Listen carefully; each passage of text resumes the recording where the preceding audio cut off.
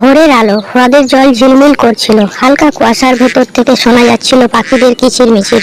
বড় এক হাঁস মা তার 4টি ছানাকে নিয়ে নতুন দিন শুরু করলো। তাদের মধ্যে 3টি ছানা ছিল চঞ্চল, দ্রুত সাঁতারে বেড়ায়, খেলে বেড়ায়। কিন্তু চতুর্থ ছানাটি ছিল আলাদা। তার গায়ের রং ছিল সোনালী আভাযুক্ত, চোখে এক ধরনের কৌতূহল, কিন্তু আচরণে চুপচাপ। তার নাম ছিল ডাকলিন। ওরা এত দ্রুত সাঁতরায়, আমি পারি না কেন? আমি কি আলাদা? আমি কি তাদের মতো নই? মা হাঁস কাছে এসে আদর করে বললেন, ভয় পাস না আমার সোনামণি, সবার মতো না হলেও তুই আমারই সন্তান। একদিন ভোরে জোরে বাতাস বইল, জলের ঢেউ প্রচন্ড হয়ে উঠল। 3টি ছানা মায়ের পাশে লেগে রইল, কিন্তু ডাকলিন অসাবধান ছিল, ঢেউয়ের তালে ভেসে গেল দূরে। মা, আমি ভেসে যাচ্ছি, আমাকে বাঁচাও, আমাকে বাঁচাও। কিন্তু ঢেউ তাকে জঙ্গলের কিনারায় ছুঁড়ে ফেললো। চারপাশ অচেনা, গাঢ় সবুজ, অদ্ভুত শব্দে ভরা। ডাকলিন, এটা কোথায়? মা কোথায় গেল? আমি কি একা হয়ে গেলাম? ভয় আর অজানা কৌতূহল মিশিয়ে তার যাত্রা শুরু হলো। সূর্য অস্ত গেল, অন্ধকার নেমে এলো, গাছের ফাঁক দিয়ে চাঁদের আলো ছড়িয়ে পড়লো। ডাকলিন ভয়ে গুটিয়ে এক ঝোপের ভেতর। আমি মাকে ছাড়া একা কিভাবে থাকবো? হঠাৎ এক শিয়াল তার সামনে। আরে হাবাগোবা ছানা, এত রাতে একা? মজা হবে তো। না না, আমি খাবার নই, আমি শুধু আমার মাকে খুঁজছি। শিয়াল ঝাঁপ দিতে যাচ্ছিল, এমন সময় ওপর থেকে ডানা ঝাপটে নেমে এলো এক বড় পেঁচা। এই জঙ্গলে যার মা নেই তার রক্ষক আমি, সরে যা শিয়াল। ভয় পেও না, তবে মনে রেখো এই জঙ্গলে সবাই বন্ধু নয়। তুমি কি জানো আমার মা কোথায়? জানি না, কিন্তু যদি সাহস থাকে তুই তাকে খুঁজে পাবি। রাত কাটলো ভয়ে আর কষ্টে। ছোট্ট ছানা আকাশের তারা দেখে মনে মনে বলল, মা, আমি একদিন তোমায় খুঁজে পাবো, আমি হাল ছাড়বো না। ভোরে ডাকলিন নদীর ধারে এলো। সেখানে দেখা হলো এক ছোট্ট কাঠবিড়ালি আর এক খরগোশের সঙ্গে। তুই কে? আমি ডাকলিন, আমি হারিয়ে গেছি, আমার মাকে খুঁজছি। এত অদ্ভুত গায়ের রঙের হাসছে না, আগে দেখিনি।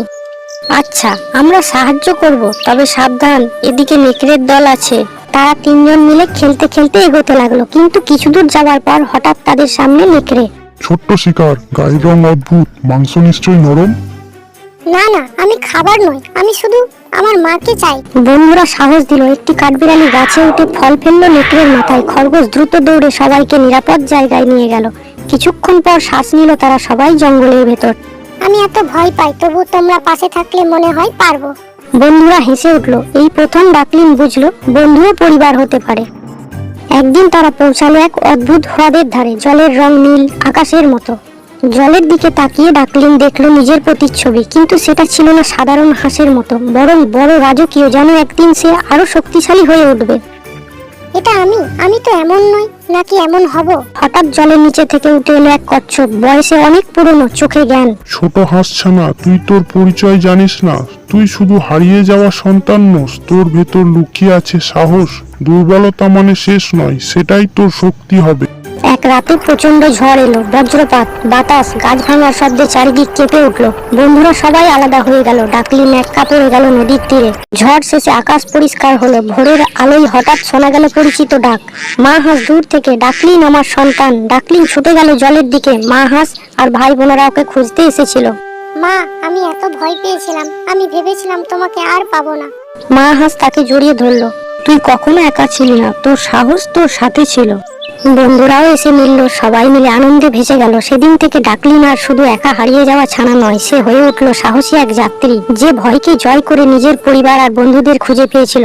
ডাকলিন তখন সে একটা বড় সুন্দর সাদা রাজহাঁসে পরিণত হয়েছে। আকাশের দিকে তাকিয়ে, আমি জানি আমি আলাদা, কিন্তু এটাই তো আমার শক্তি।